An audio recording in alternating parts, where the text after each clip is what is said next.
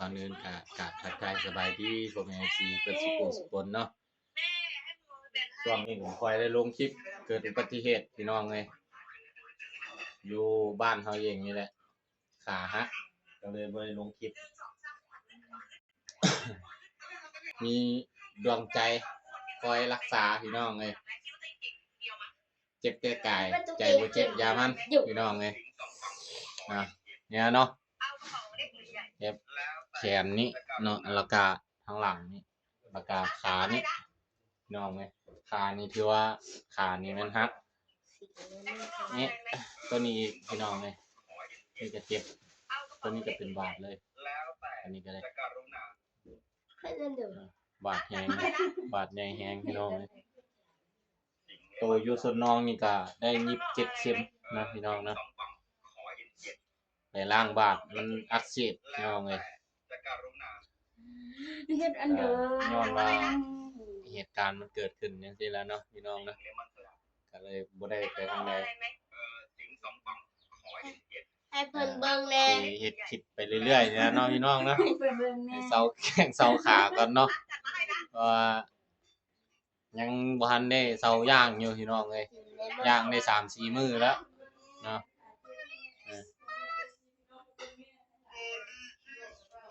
ไปล้างบาดล้างแรงนี่ก็มันอักเสบพี่น้องเอ้ยมันอักเสบจักสิเป็นจังไดต่อไปเนาะมี7เข็มตัวอยู่ส่วนน้องนี่แหละพี่น้องนี่ตรงนี้มี7เข็ม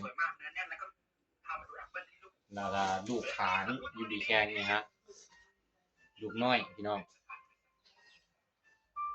คือสิได้หยอดน้ำข้าวต้มโดนเติบพี่น้องเอ้ย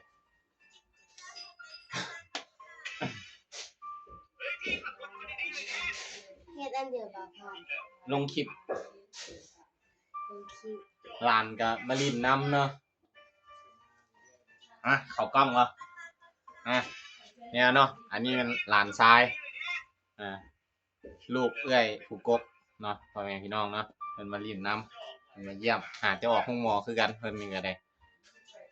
แขนนี่ก็เจ็บแฮงพี่น้องมันกระแทกแฮงเบาพรฟงไปประมาณหม่อง 6-7 แมตช์นี่แหละพี่น้องเอาใครแต่ว่าหัวบ่กระแทกเนาะแม้ว่ามันซ่อน3เลยต่ำกับรถวีโก้พี่น้องไงต่ำท้ายรถกระเจ้ารถพ่วงมาสวนมาเกาะเอาอีกเมาพอฟุ้งไปประมาณ7 แมตช์นี่แบบว่ากระเจ้าก็จักจังได๋ฮู้แหละยังบ่ทันได้ว่าหยังเลยแบบว่าเขาเบรกบาดเดียวพี่น้องเอ้ยก่อนเบาพรสิต่ำก็ได้คันเขาบ่เบรกเบาพรก็คือสิบ่ต่ำเนาะรถเขามันสโลว์อยู่เด้รถใหญ่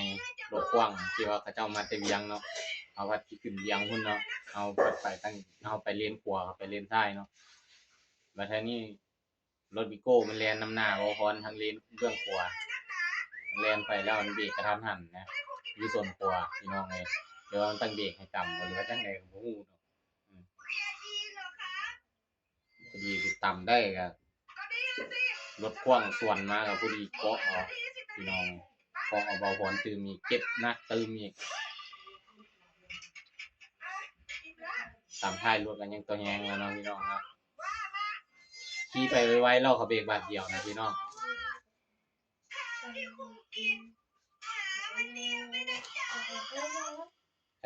โมโหจากสิว่าเลยพอๆเลย แม่เพิ่นบอกว่าให้กูกินไหมไปใส่ก็บ่ได้คือสิหยอดข้าวต้มหม่องเดือนปลายนะพี่น้องเฮ็ดเวียกเฮ็ดงานบ่ได้ประมาณหม่อง 2-3 เดือนนี่ล่ะก็จังว่าสิเฮ็ดเวียกได้ตามปกติเนาะพี่น้อง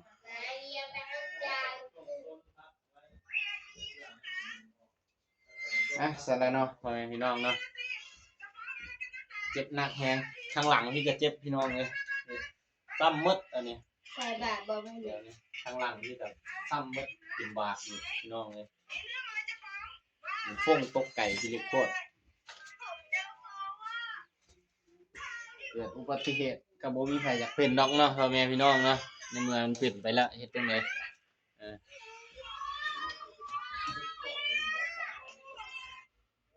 แล้วเนาะจังไดก็ฝากกดติดตามกันเด้อพ่อแม่ FC เบิดสุขุสุขคนเอาใครแต่มียาใจเพิ่นเบิ่งเนาะเนี่ยผู้เป่าย่างพี่น้องนอนเป่าย่างมีแต่เพิ่นผู้เดียวนี่แหละกับเอื้อยเนาะแล้วก็หลานมาลินนำตอนเช้าเราออกมาอยู่พี่ค่ำแล้วเข้าเมืองอันนี้แต่เพิ่นนี่ล่ะเบิ่งนะพี่น้องเอ้ยทั้งพ่อทั้งแม่ก็เพิ่นก็เฮ็ดเวียกเพิ่นเราปกแป๊กอยู่นำเฮือนนำซานเนี่ยพี่น้องเพิ่นก็เบิ่งเกี่ยวหักส่งห้องหมอมีแต่ให้เฮือนเฮาเบิ่งกันเองพี่น้องเอ้ยแต่ขนาดนายจ้างก็ยังบ่มาเบิ่งจักบาทเลยพี่น้องบ่สร้างสิว่าเลยบ่พรก็ได้เฮาเฮ็ดเวียกให้เขาแท้ๆเจ็บจนปางตายปานนี้ยังบ่มาเยี่ยมจักบาทแต่มาเยี่ยมเฮาซื่อๆเฮาก็ยังดีใจเนาะอันนี้ฮอดบ่มาเฮาเฮ็ดเวียกให้เพิ่นไปส่งน้ำหมู่เว้ยไปส่งน้ำเพิ่นเขาเจ้าแต่ว่าผู้ใช้เฮาอันผู้ที่ว่าเฮาเฮ็ดเวียกนำหั้นก็ยังบ่มาเยี่ยมจักบาทพี่น้องค่ายุกค่ายาก็คือสิแล้วพี่น้องเอ้ย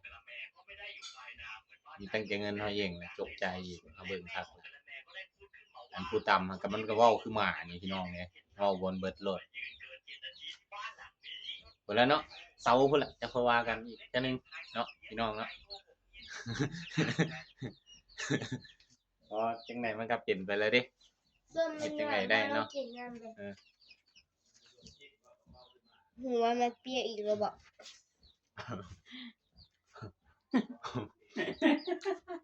อะถ้าแล้วเนาะพ่อแม่พี่น้องเนาะก็จะจบคลิปแต่เท่านี้เนาะแล้วเนาะสบายดีเป็นจังไดล่ะเจ้าค่อยสิลงคลิปให้เบิ่งอีกเนาะพ่อแม่พี่น้องเนาะ